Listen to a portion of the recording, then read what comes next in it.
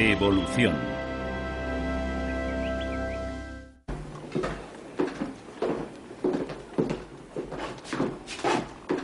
Vamos. El perezoso os aguarda, mi señor.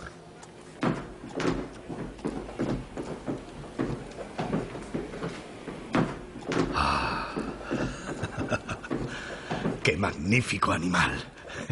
¿Ras? Desde luego. Owen ha hecho un trabajo excelente. Sin duda es un soberbio espécimen. ¿Eh? Pensé que le gustaría. Vengan y verán mi trabajo. El chimpancé es el simio de 4 manos más hábil. Así que toda diferencia entre su anatomía y la humana es instructiva. He estado pensando Por ejemplo, el simio irracional posee caninos, como los perros. Son sus armas de destrucción, a diferencia de los señores del reino animal. Sí, pero creo... Y el pie humano tiene un valor taxonómico decisivo. Nuestros pies son para caminar y nuestras manos para asir. Las manos y pies de este bruto sirven para el mismo fin. Pero hay una asombrosa similitud. Estoy escribiendo un libro sobre ello. Mi hermano también trabaja en un nuevo libro. Vengan, les mostraré a qué me refiero.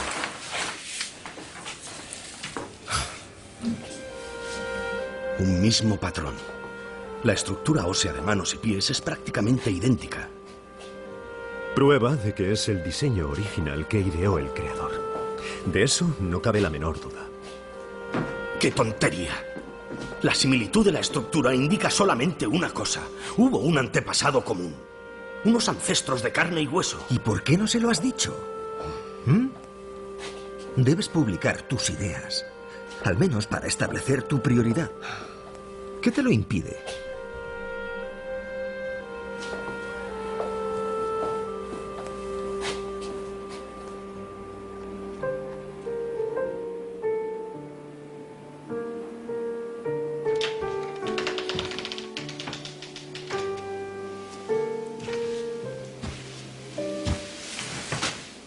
¿Qué ocurre? Ya he esbozado mi teoría sobre las especies. Creo que es un gran paso para la ciencia. Si algo llegara a sucederme... ¿Qué quieres decir? Si muriera... ¿Morirte, Charles? Por el amor de Dios. Por favor, querida, es importante. Si algo llegara a sucederme, quiero que te encargues de que se publique. 400 libras bastarán para imprimirlo y promocionarlo. No te va a pasar nada. Aquí dices que el ojo humano podría haberse formado por una selección gradual de pequeñas, pero siempre útiles desviaciones. Sí. Es una suposición muy seria, Charles. Bueno, si me equivoco en eso, me equivoco en todo. Mi teoría se vendría abajo. ¿Puede tu teoría aclarar cómo mis ojos y oídos, mis manos y mi corazón pueden juntos reproducir los sonidos que Chopin oía en su cabeza? ¿No es eso un don de Dios? Es un don, pero no creo que sea de Dios. Eres un hombre de ciencia. No quieres creer nada hasta que esté demostrado. Pero hay cosas que no se pueden probar. Para mí sería una pesadilla pensar que no seguiremos juntos toda la eternidad en el cielo.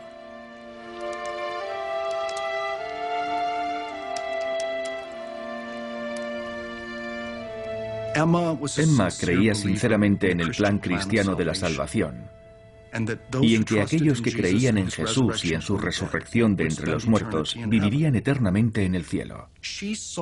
Ella veía que las especulaciones de su marido sobre el origen de las especies y de la humanidad cuestionaba el plan divino de salvación. Dios quedaba en un lugar remoto en el universo de su marido. Porque si la naturaleza por sí sola, sin la ayuda de Dios, podía crear un ojo, ¿qué había que no pudiera hacer? La naturaleza podía hacer cualquier cosa. En los tiempos de Darwin, la mera existencia de un órgano perfecto como el ojo era considerada por muchos como prueba de la existencia de Dios. ¿Cómo si no podían todos los intrincados órganos y subestructuras del ojo haberse combinado de la forma correcta para hacer la visión posible y tan perfecta? Pero resulta que el ojo no es precisamente perfecto. De hecho, contiene profundas imperfecciones ópticas. Y esos defectos son la prueba, en cierto sentido, del origen evolutivo del ojo. Los ojos son imperfectos porque el proceso creador de la evolución no es como el de un diseñador o un artista. La selección natural simplemente favorece cambios aleatorios que hacen a un organismo más apto para sobrevivir. Y las imperfecciones en el diseño a menudo son el resultado de los continuos retoques de la evolución. Una de esas imperfecciones hizo vivir una experiencia traumática a la pintora Valerie Young.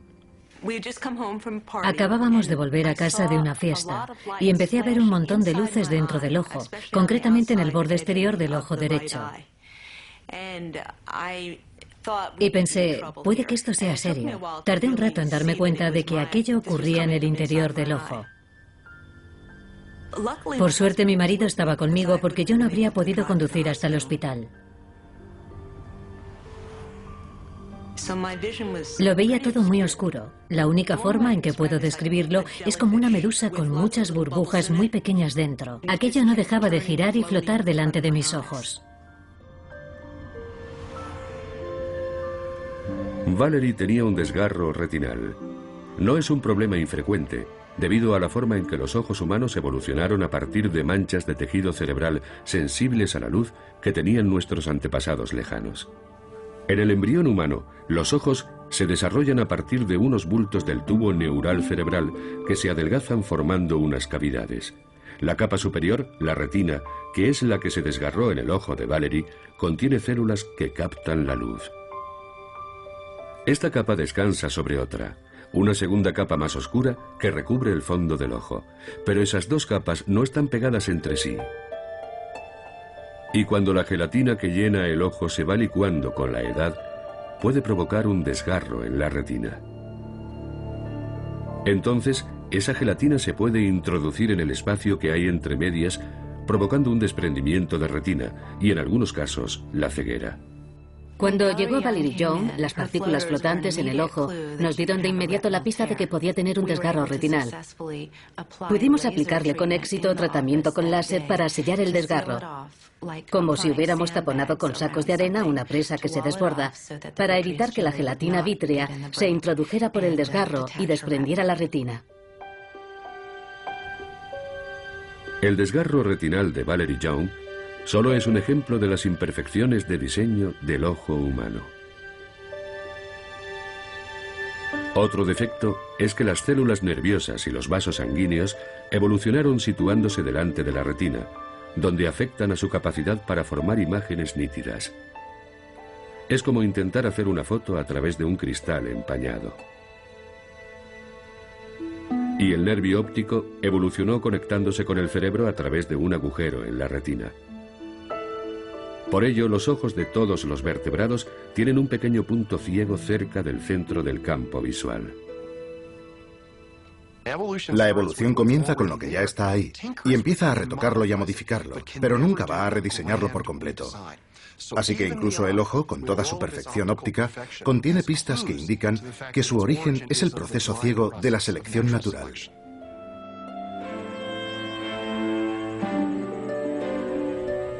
Darwin creía que lo que él llamaba un órgano de complejidad extrema, como el ojo, podía evolucionar en pequeños pasos si se le daba suficiente tiempo. Cualquier rasgo que mejorase la visión supondría una ventaja para la búsqueda de comida, o para el apareamiento, o para evitar a los depredadores. Por tanto, la selección natural seguramente favorecería esos rasgos. Y lo que Darwin hizo fue señalar que, lógicamente, uno podría pensar que es difícil imaginar una serie de pasos intermedios entre un simple grupo de células nerviosas que pueden percibir la luz y un ojo dotado de una lente que forma imágenes complejas. Pero la realidad es que esas formas intermedias existen en la naturaleza. En la Universidad de Lund, en Suecia, el zoólogo Dan Erik Nilsson ha construido una serie de modelos que muestran cómo un órgano visual primitivo podría haber evolucionado a través de pasos intermedios, hasta formar un ojo complejo similar al humano en menos de medio millón de años. Hace mucho tiempo que me interesa la evolución del ojo. Y en particular, me interesa la cuestión de cuánto tiempo habría tardado el ojo en evolucionar. Nilsson ha concebido una secuencia de pasos mediante los cuales una mancha de células sensibles a la luz en la piel de un animal podría haber evolucionado hasta formar un ojo similar a una cámara. En un primer paso, la naturaleza habría favorecido cualquier cambio que diera a esa mancha plana una forma cóncava. En cuanto se crea la más ligera depresión en el centro, el efecto es que los bordes de ese cuenco atenúan la luz de ciertas partes del entorno. Así pues, no todas las células fotosensibles de este pequeño cuenco medirán la luz exactamente con la misma intensidad, de modo que este cuenco ya genera cierta información gráfica. Otro modelo demuestra lo que un ojo primitivo en forma de cuenco puede hacer. Los cráneos iluminados forman una imagen en una pantalla translúcida que Nilsson ha instalado detrás del cuenco, haciendo las veces de retina. Pero la imagen apenas está definida. El ojo en forma de cuenco no puede hacer mucho más que detectar movimientos. Este tipo de ojo se encuentra en la naturaleza actualmente, en los platelmintos. Sus ojos no han evolucionado más. En su entorno es todo cuanto necesitan. Pero si los animales necesitan moverse más rápido o evolucionar para convertirse en depredadores veloces o para detectar a depredadores veloces, entonces el órgano tiene que mejorar. Y una forma de conseguirlo es estrechar la abertura para que sea más pequeña.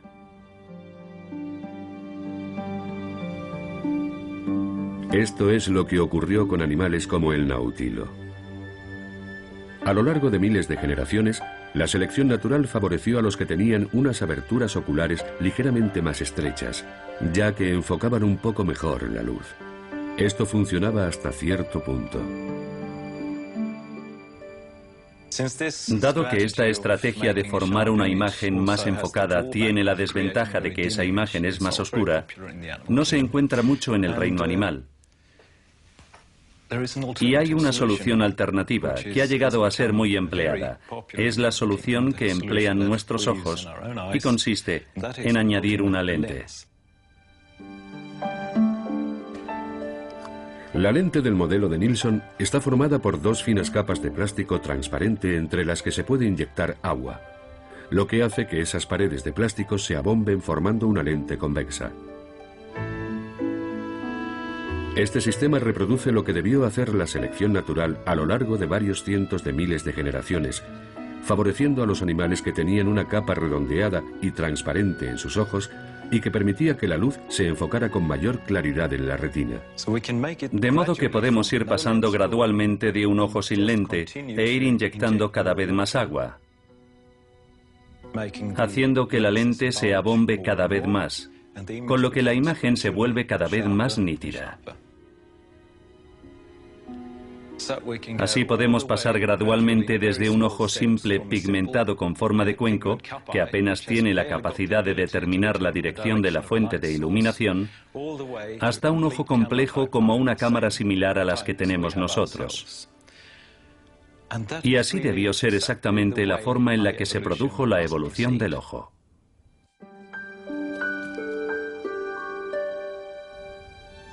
La extrema complejidad del ojo producía a Darwin un sudor frío, según escribía un amigo. Pero seguía estando convencido de que un ojo podía ser obra de la selección natural. Más adelante escribió que los ojos debían de haber evolucionado en numerosas gradaciones desde un órgano simple e imperfecto a otro complejo y perfeccionado, y que todos los grados intermedios debieron de ser útiles a sus poseedores. La naturaleza, sin necesidad de un diseñador, podía producir un órgano de una complejidad aparentemente milagrosa.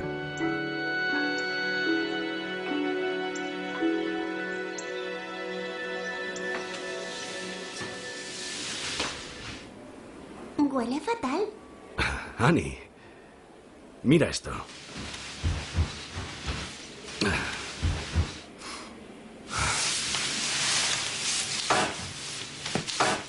Cuando empecé a observarlos, pensé que muchos percebes tenían pequeños parásitos.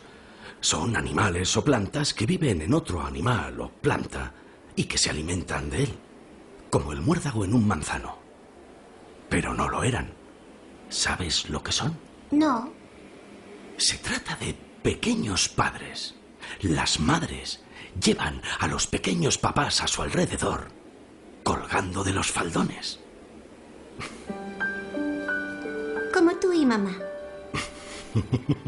Como mamá y yo.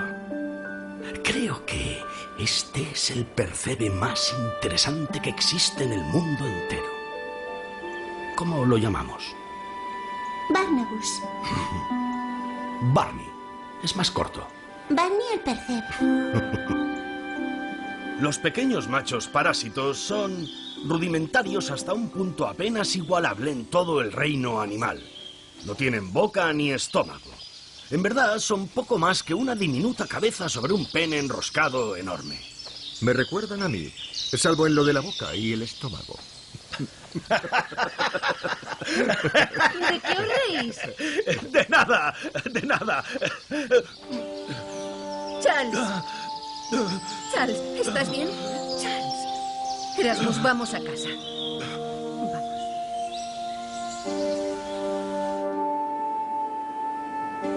¿Por qué trabajas tanto con tus horrendos moluscos? Uf. No son horrendos moluscos, son horrendos crustáceos. Y tengo horrendas palomas y lombrices también.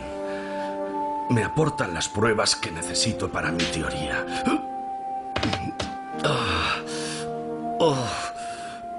No tengo derecho a publicar la idea a no ser que tenga pruebas. Habrá que hacer algo contigo.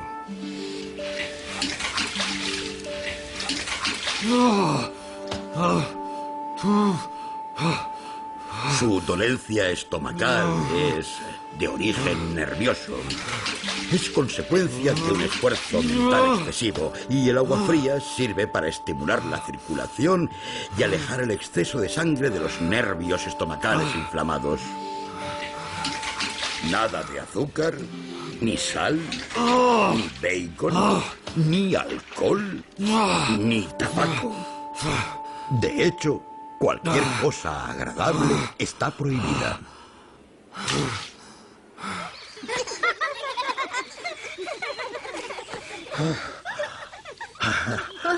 No sé cómo ni por qué, pero me siento mucho mejor. Miro a mi alrededor y no me importa lo más mínimo cómo fue creado nada de esto. ¡Niños! El último en llegar a casa es un budín de arroz. William, serás el último. Vamos, corred, rápido. Vamos, Eti. Dios mío. ¡Annie! ¡Espera! ¡No seas tramposa! ¡Espera! Oh. ¡Annie! ¡Annie, has ganado!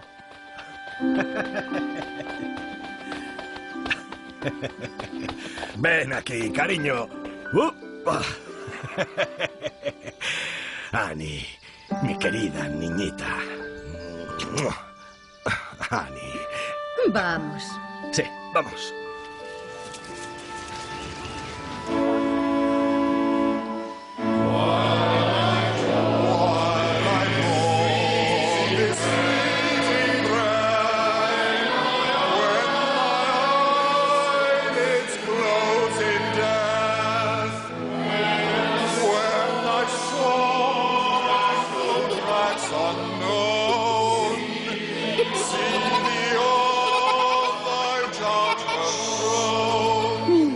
No está bien reírse.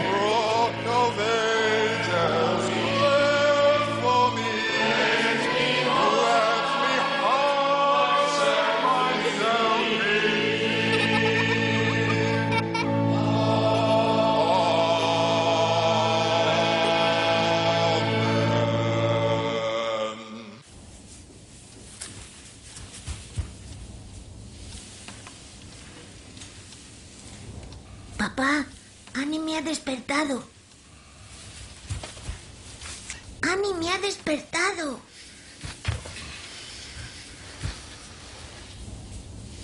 Mamá, despierta. Annie está llorando.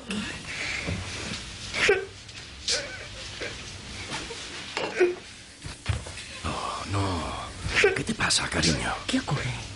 ¿Te duele la cabeza? No tiene fiebre. ¿Te duele aquí?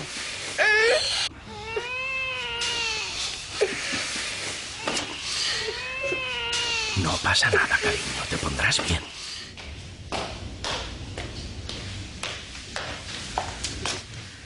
Ya viene el médico. Ve a vestirte, yo me quedo con ella. ¿Y si ha heredado mis malas digestiones? Se pondrá bien.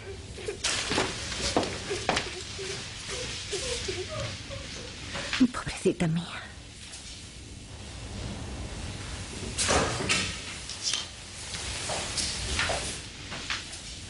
¿Qué ha dicho? Es el estómago, pero no sabe qué le ocurre. Quizá debería llevarla al doctor Gali. A mí me curó. Volveréis pronto. Y papá va a cuidar de ti. Muy pronto tendrás otro hermanito y tendrás que ayudarme. Dile adiós a Eti, vamos. Os echaré de menos.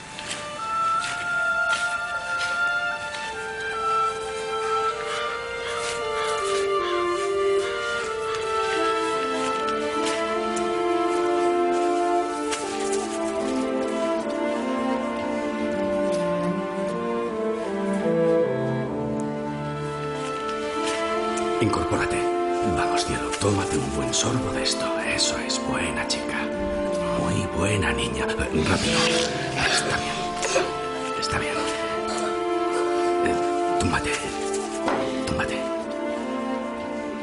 Muy bien. Muy bien, mi niña. Está tan débil. No puede hacer usted nada. Solo se puede rezar. Es por mi culpa. Los hijos de dos primos hermanos son débiles. Es por mi culpa.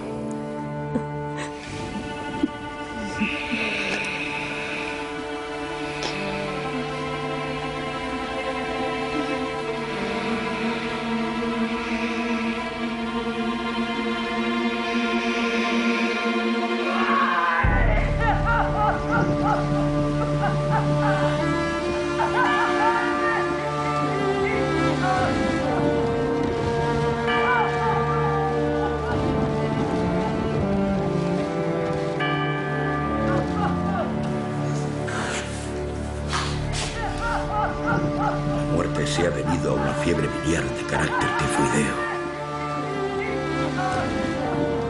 El Señor nos lo da. El Señor nos lo quita. ¡Por favor! ¡Déjeme!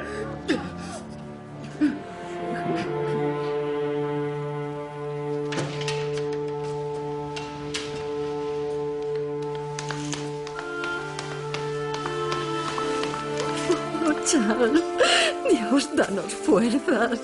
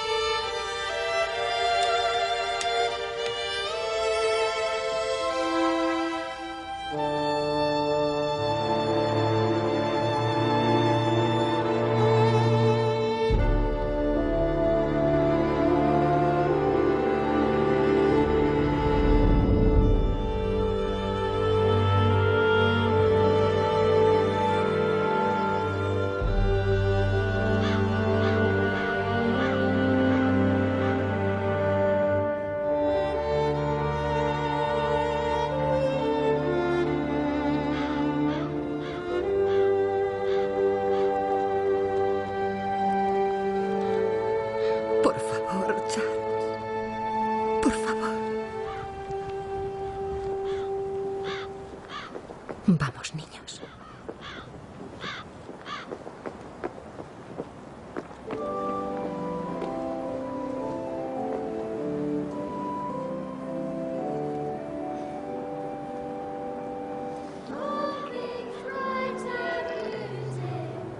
All creatures great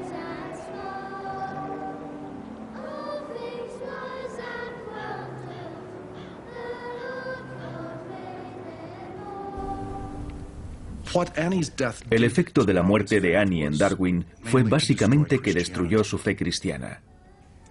Ya no era capaz de creer en un buen Dios que ordenaba y supervisaba todos los eventos de la vida humana y del universo.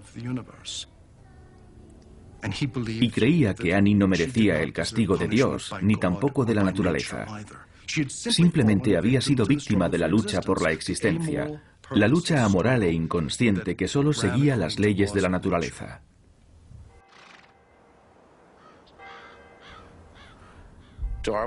Desde luego, Darwin no pensaba que la evolución hablara a favor o en contra de la indemostrable existencia de Dios o de una entidad divina. Él no quería sembrar la duda en las convicciones religiosas de nadie. Para él era una cuestión personal que ya no fue capaz de mantener con el convencimiento habitual después de la gran tragedia de su vida.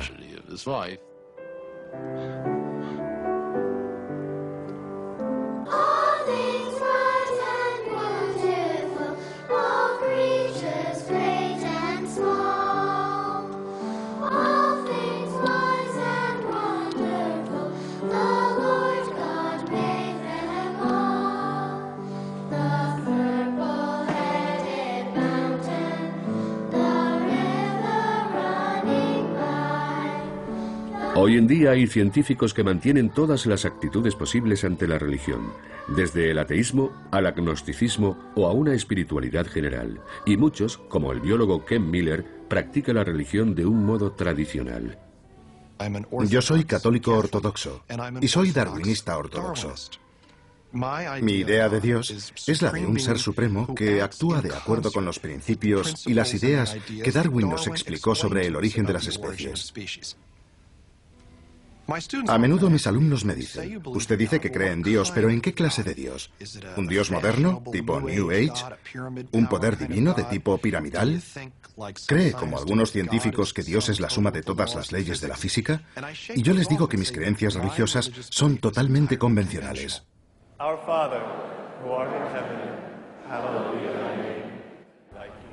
A los alumnos les sorprende muy a menudo que alguien pueda decir que ese tipo de creencias religiosas convencionales son compatibles con la evolución, pero es así.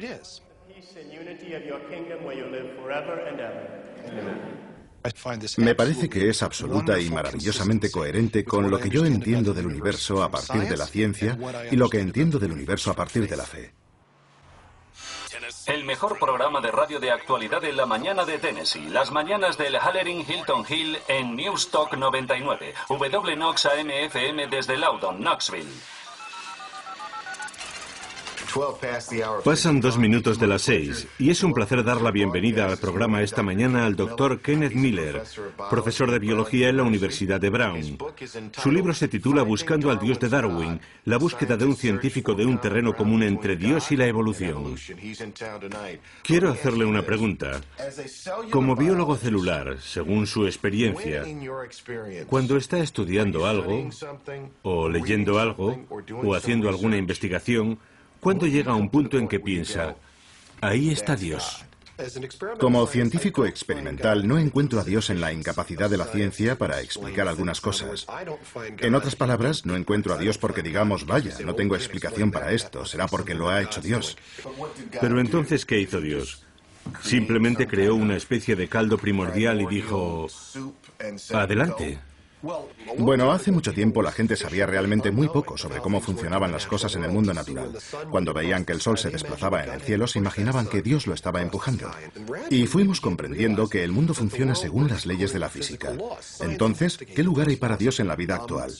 Si preguntamos a personas creyentes cómo actúa Dios, nos dirán que actúa de formas muy diferentes. Responde a nuestras oraciones, nos inspira. Sin duda tiene lugar acontecimientos que forman parte de lo que algunos pueden llamar el plan de Dios. Y lo que yo sugeriría es que si hoy en día Dios está actuando de acuerdo con las leyes de la naturaleza, con las leyes de la física, etc., probablemente también actuó de la misma forma en el pasado.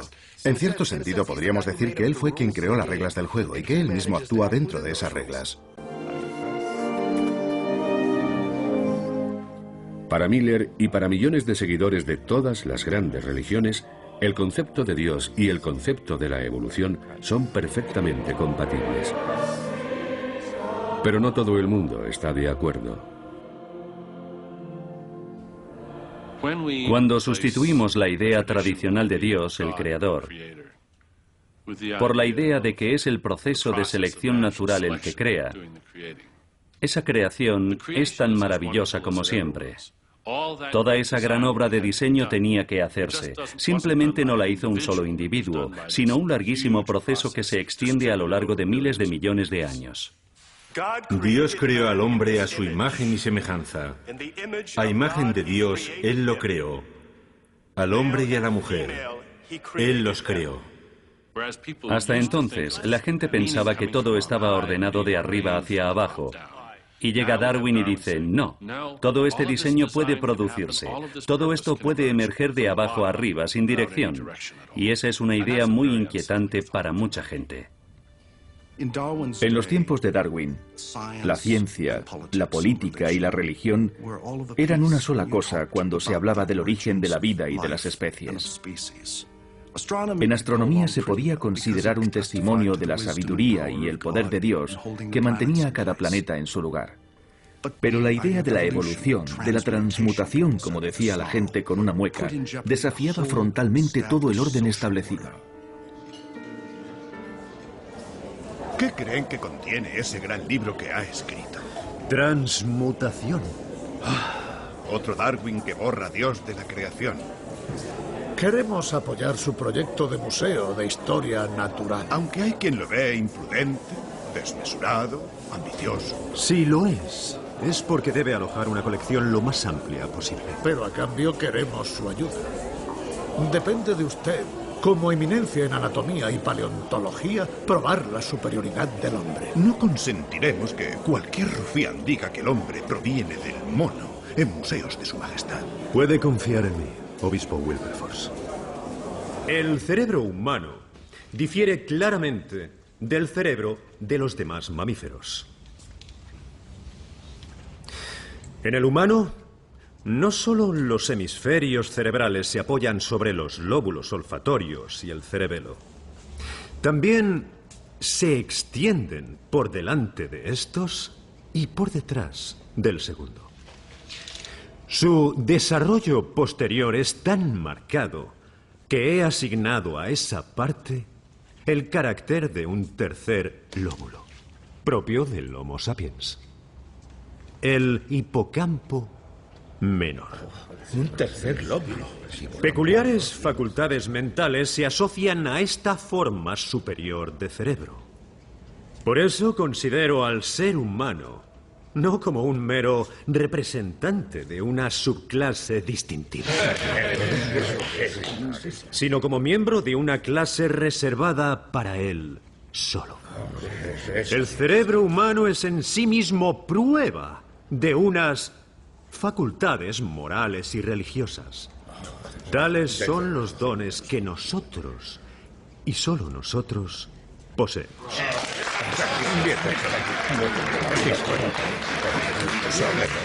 Me pregunto qué diría un chimpancé al respecto, señor Huxley.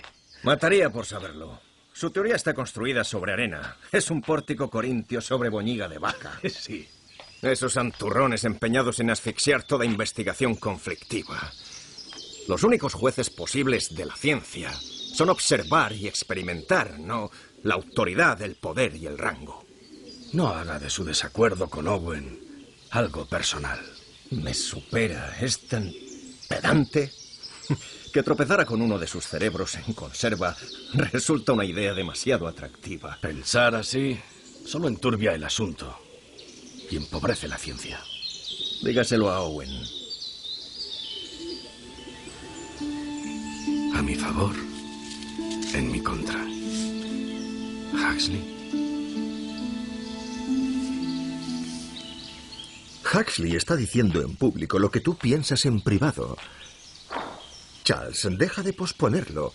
Tienes bastantes percebes como para hundir un barco y mientras te quitan protagonismo. Eso no importa. Mi libro es lo que cuenta. Cuando el trabajo esté hecho. ¿Tratará sobre el hombre? Hay demasiados prejuicios sobre el tema. Vamos, los haya o no, debes publicarlo.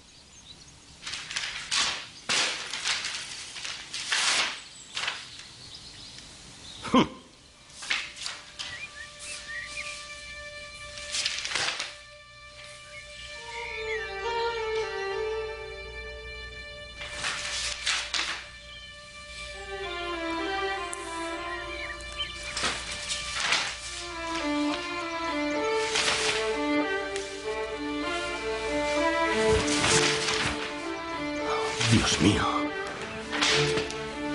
Ras, ¿qué ocurre? La tendencia de las variedades a apartarse del original. ¿Quién es Alfred Wallace? Mi querido Huxley, es un resumen de mi teoría. Mi originalidad en lo que pudiera valer, destruida. Si Wallace hubiera tenido una copia del ensayo que escribí en el 44, no lo habría resumido mejor. Variaciones impulsadas a alejarse cada vez más de la especie madre en su lucha por existir. La superpoblación. Está todo. ¿Se puede publicar ya su libro? ¿Publicar? ¿Cómo publicarlo con honor? Lo quemaría antes que dejar que él o ningún otro piense que actúo con mezquindad. Publique un trabajo conjunto, extractos de su obra junto al ensayo de Wallace. Pero debe preparar un manuscrito para publicarlo. ¿Quién sabe? Quizá esto sea para bien. Por fin podremos conocer en detalle sus teorías.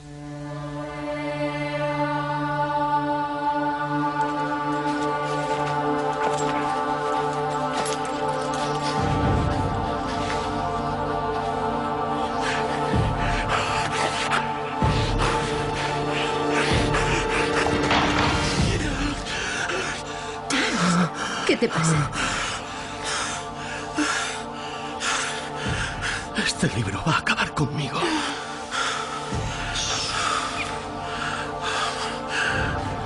Qué desdichado sería si no te tuviera a ti a mi lado.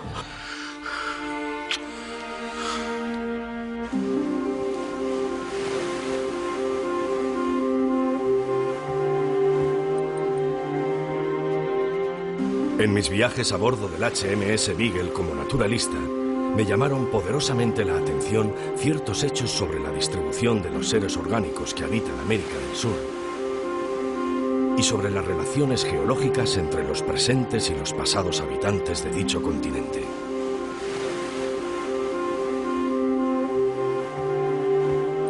Estos hechos parecían arrojar algo de luz sobre el origen de las especies.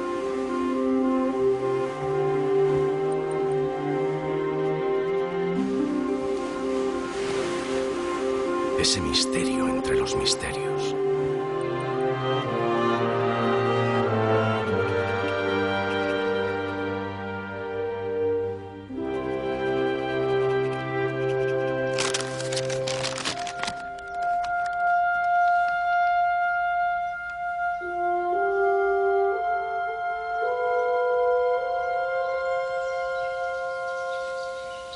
El Times se muestra muy positivo.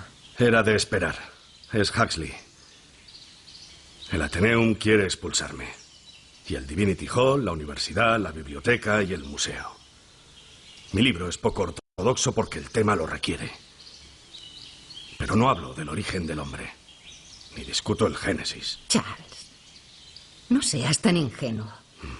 Dejas claro que crees que el hombre no es una excepción. Pero tanto si tienes razón como si no. Tienes que terminar lo que has empezado.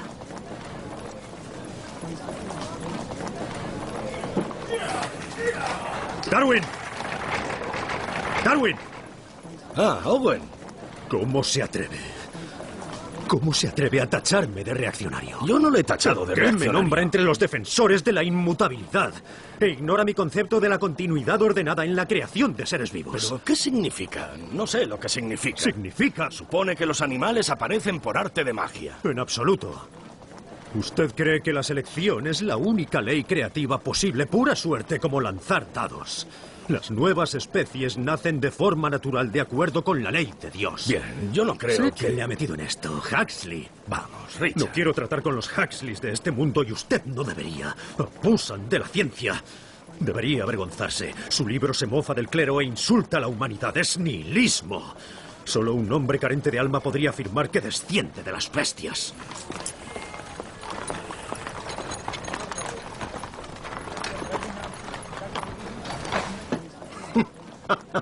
Bueno, es tan respetable ser un mono modificado como provenir del polvo. Huxley, por favor. No, si es espléndido. Las viejas de ambos sexos dicen que es un libro peligroso.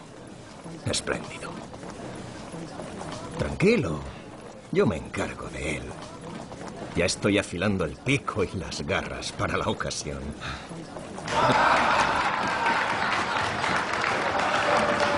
Gracias. Cualquier contribución a nuestra historia natural de la pluma de Charles Darwin solo busca llamar la atención. Su última publicación, El origen de las especies, es obviamente la que él mismo considera como la obra en la que su futura fama deberá fundarse. El señor Darwin afirma que todo ser vivo, todo pez, planta, hongo, mosca, elefante, hombre o nabo, son todos por igual descendientes lineales del mismo antepasado común. Una idea que es absolutamente incompatible con el verbo de Dios. El hombre fue creado a imagen de Dios y redimido por su Hijo nuestro Señor. La selección natural es una ingeniosa teoría para negar la obra y, por tanto, la existencia de nuestro Creador. De hecho, el cerebro humano difiere claramente del de otros mamíferos. Desgraciadamente, mi lord obispo, está usted mal informado. Es intolerable. Si lo juzgamos como jueces sin prejuicios, tenemos que admitir que existe tan poca distancia como animales entre el gorila y el hombre, como la hay entre el gorila y el babón. Es la capacidad de hablar tan solo y no un supuesto don espiritual lo que hace al hombre un ser racional. Esa es la fuente de nuestro progreso intelectual ilimitado, pero ello no contradice el hecho de que, hasta en la raíz y origen de su naturaleza, el hombre es uno con el resto del mundo orgánico. Nadie que diseccione el cerebro de un mono dará la razón al profesor Owen. Está del todo equivocado. Solo puedo suponer que el cerebro del profesor Owen ha encogido en el tarro de conserva. Refiriéndome a los cerebros de chimpancé que él examinó. Dios mío. Fue entonces cuando Dios me entregó a Wilberforce en bandeja.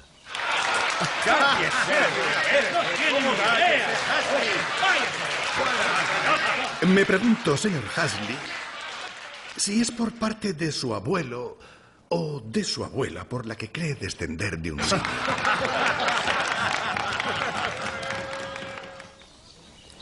Me levanté en silencio, muy serio, y hablé con voz perfectamente templada.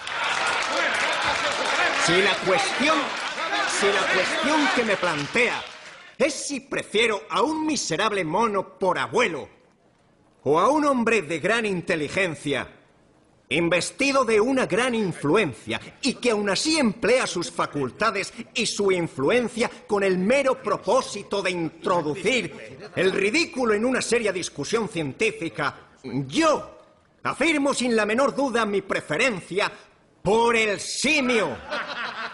¿Dijo eso? Eso dije, o fue algo muy similar.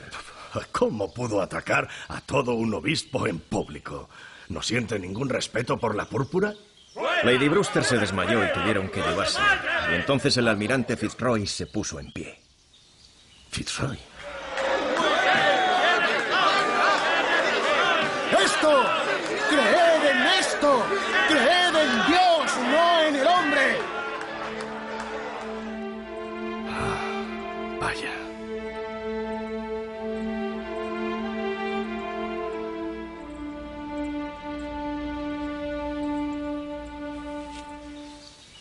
Probablemente nunca sabremos la verdad. La verdad, Charles, está en tu libro. Es lo más interesante que he leído en mi vida. Tus razonamientos son tan plenamente satisfactorios que... si los hechos no encajan, pues bien. Lo siento mucho por los hechos. Temblores. Llega la hora de mi selección natural.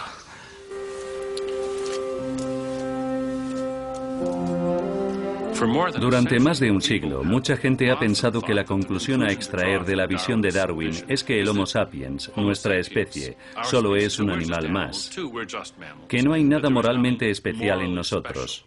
Personalmente, yo no creo que sea ese en absoluto el significado de la visión de Darwin, pero sin duda es como la ha interpretado mucha gente.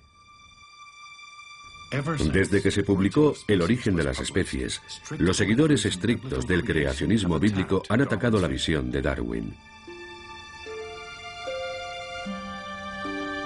Y sus objeciones no van dirigidas simplemente a la ciencia de la evolución. Según muchos, lo que está en peligro es nada menos que el alma humana. Sugerir que los animales y las plantas y nosotros, los humanos, habíamos sido creados por leyes naturales comparables a las que mueven los planetas, era poner en cuestión el alma humana. Y el alma humana es el quid de la cuestión, porque si no somos diferentes de los animales y no vamos a vivir eternamente en el cielo o en el infierno, ¿por qué vamos a comportarnos de forma diferente a los animales en esta vida? En el siglo XIX, en los tiempos de Darwin, era una audacia afirmar que los humanos y los chimpancés estaban estrechamente relacionados. No había apenas datos científicos. Pero desde entonces hemos encontrado muchas pruebas. Primero vimos aparecer las pruebas fósiles, restos de antepasados humanos que tenían rasgos simiescos y que hacían plausible la idea de que los humanos y los chimpancés teníamos ancestros comunes. Pero en los últimos 20 años hemos visto emerger una nueva clase de datos que han demostrado que existe una relación muy estrecha entre chimpancés y humanos. Y viene del análisis del ADN. Esto es ADN. Nosotros tenemos ADN. Los chimpancés, las bacterias, las petunias, los cangrejos tienen ADN. Todos los seres vivos, animales, plantas, peces, ranas, todos tenemos ADN. Y si comparamos el ADN de dos especies cualesquiera, podemos establecer la cercanía de la relación que hay entre ellas. En los primeros tiempos de la investigación con ADN, se extraía una doble cadena de ADN de cada especie para compararlas. Al calentarlas, las cadenas se separaban. Cuando dos cadenas simples, una de cada especie, se unían y se enfriaban, siempre se combinaban volviendo a formar la familiar doble hélice. El grado en que las cadenas se combinan da la medida de su similitud. Y resultaba que el ADN humano y el del chimpancé se combinaban casi a la perfección. Actualmente esa similitud se puede ver aún con mayor claridad. Ahora las secuencias de ADN se pueden leer letra a letra. Aquí estamos viendo las secuencias de ADN de un gen en particular que se encuentra en el hombre y en el chimpancé. Y lo que resulta evidente es que el ADN humano y el del chimpancé son idénticos en un 98%. Son básicamente iguales. Solo hay un par de letras diferentes. ¿Y por qué hay solo un par de letras diferentes?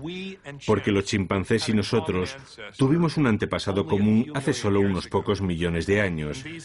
Y esas pequeñas diferencias se han producido durante la propagación de ese ADN durante esos millones de años. Si hubiera pasado más tiempo desde que compartimos ese antepasado común, se habrían acumulado más diferencias. Si se compara el mismo gen de una rata, se observan muchas más diferencias.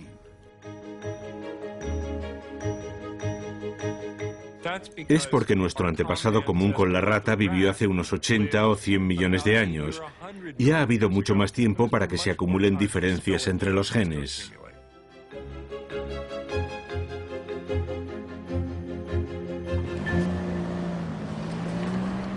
Los chimpancés y los humanos estamos hechos a partir de plantillas, que son idénticas en un 98%.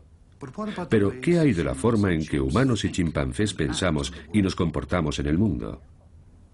¿Existen también similitudes? Vaya, estás haciendo flexiones. Ten cuidado. La psicóloga Sally Boysen explora los puntos comunes entre las mentes de los chimpancés y los humanos. Una investigación que podría ayudar a explicar cómo evolucionó la mente humana.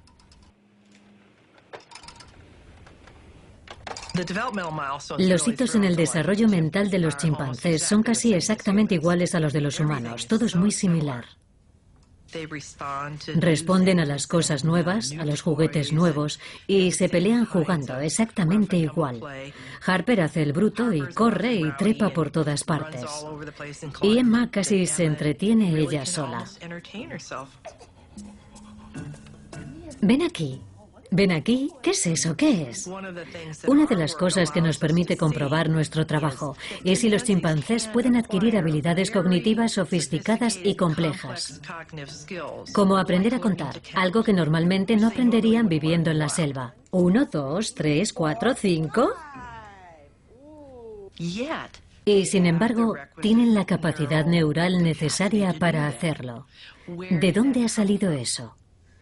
Muy bien, Sid. Vamos a hacer otro ejercicio. Vamos allá. Uno de estos. Y una bola de leche malteada. ¿Puedes decirme la solución a esto con el azul y el marrón? Enséñamelo, eso es. ¡Vamos! Estupendo. No hay casi nada que hayamos intentado enseñar a los chimpancés que no hayan aprendido. Hemos comprobado su habilidad para captar conceptos extremadamente complicados, como el concepto del cero, por ejemplo. Vale, Sid, mira, ¿y si no pongo ningún dulce? ¿Qué me dirías?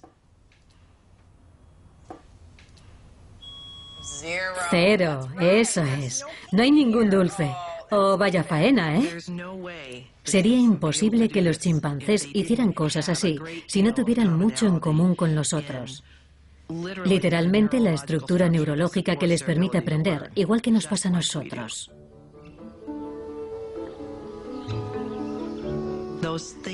Esas cosas son absolutamente comparables y tienen que venir de un antepasado común.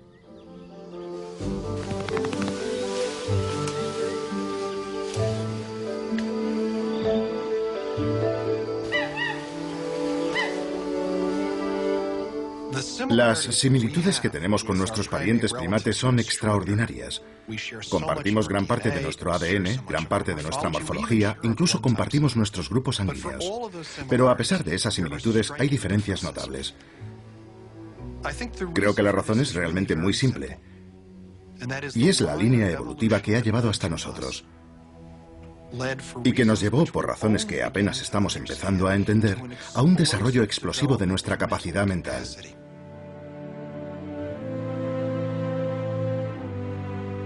Y lo que ocurrió claramente fue que la selección natural favoreció la evolución de los organismos que podían comunicarse, que podían manipular símbolos y que podían construir lenguajes. La gran idea de Darwin es una gran y maravillosa explicación que nos muestra que estamos unidos a todas las demás formas de vida del planeta. Y eso me parece muy emocionante y quizá una forma muy ennoblecedora de ver las cosas.